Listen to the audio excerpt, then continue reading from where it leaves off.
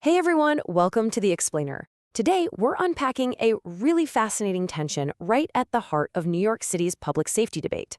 We are looking at the collision between falling violent crime rates and the highly controversial introduction of artificial intelligence in our civic systems. It's a delicate balancing act, for sure. So let's break down exactly what the data, the research, and the civil rights experts are saying right now.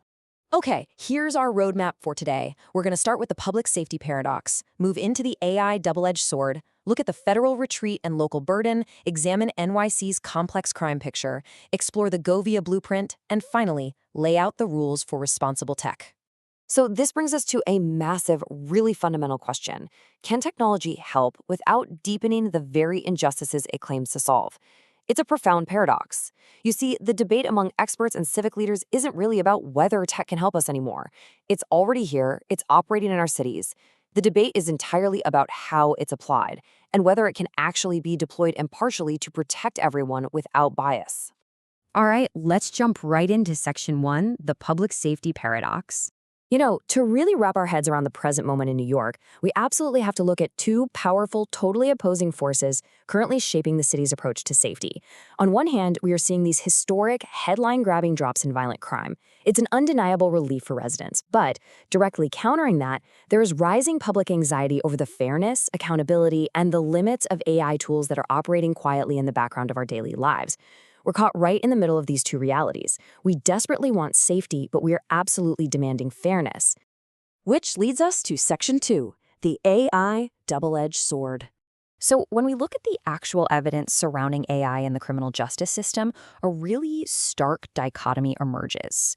Developers are pitching AI for its incredible pattern detection, super efficient case review, and massive workflow speed. And honestly, it sounds like a perfect solution on paper. But credible legal and civil rights experts are issuing some serious warnings. They argue AI can actually amplify existing biases, obscure accountability, because let's face it, the algorithms are hidden in a black box, and put pressure on due process. This is especially dangerous when used in high-stakes decisions like arrests, bail, sentencing, or parole. It literally is a double-edged sword. But why do these warnings actually matter? Well, it comes down to our historical record. Researchers point out that widely used risk-scoring models in the past, like COMPAS, actually worsened racial bias rather than neutralizing it. They basically baked old prejudices right into new math. So the practical takeaway from our source material is crystal clear. While AI can absolutely support justice, it should never be allowed to make decisions about a person's liberty without rigorous human review, full disclosure, and strict auditing. A human must always be in the loop.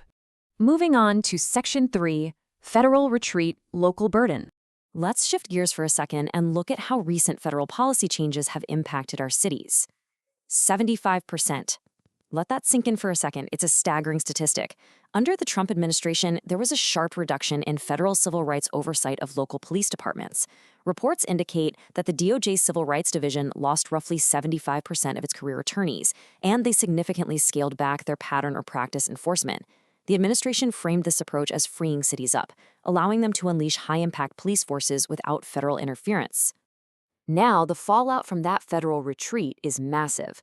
Because federal consent decrees and civil rights probes were once the main external check on unconstitutional policing, that burden has now shifted entirely onto local leaders. In practice, this means New York City must build its own accountability stack from the ground up. If the city wants to ensure strong law enforcement and maintain essential public trust, they have to step up and create their own local systems of checks and balances. Let's bring this down to street level. In Section 4, NYC's complex crime picture. Local leaders aren't just dealing with abstract policy here. They're navigating incredibly nuanced data right on the streets. Looking at the first half of 2025 in Manhattan, it is a wildly complex picture. On one hand, homicides are down an incredible 46%, and shootings have plummeted by 43% year over year. That is huge! But stubborn problems are sticking around. A Brennan Center report highlights that felony assaults remain dangerously elevated. We're talking roughly 42% above 2019 levels. So the pattern is pretty clear. New York is undeniably safer than its worst years, but uneven harm still persists across different neighborhoods, transit nodes, and borough lines. So how do we tackle this? Let's look at Section 5, the GoVia blueprint.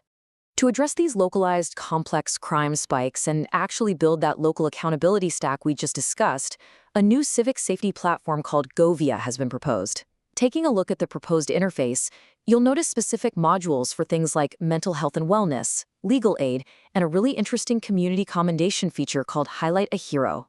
GoVia is pitched not as a replacement for police or courts, not at all, but as a prevention and accountability layer. The whole idea is that by providing verified community feedback, real-time legal support, secure evidence handling, and proper mental health routing, we could surface risk patterns much earlier. It bridges the gap between citizen reports and official narratives to really build up that civilian trust. But wait, we can't just roll this out blindly. That brings us to our final part, Section 6, Rules for Responsible Tech. Bringing a platform like GoVia into the public sphere can only succeed if we have incredibly strict guardrails in place. To adapt this technology responsibly, a city needs 3 non-negotiable steps. First, independent oversight for pilot programs in specific contexts where data is actually actionable. Think subway safety reporting or traffic stops. Second, narrow use cases that absolutely demand third-party audits for bias, privacy, and retention before any algorithmic escalation happens in police decision-making. And third, total public transparency. So the platform acts as a bridge to community services like mediation and legal help, and not just another tool for surveillance or reporting. AI will not fix criminal justice if the system keeps its old habits and simply wraps them in software. Our source material identifies this as the core truth. We simply cannot just digitize broken systems and expect them to be magically fixed. The better truth here is that technology can reduce harm, but only if a city treats fairness as actual physical infrastructure, just like our roads and bridges, and not merely as some political slogan.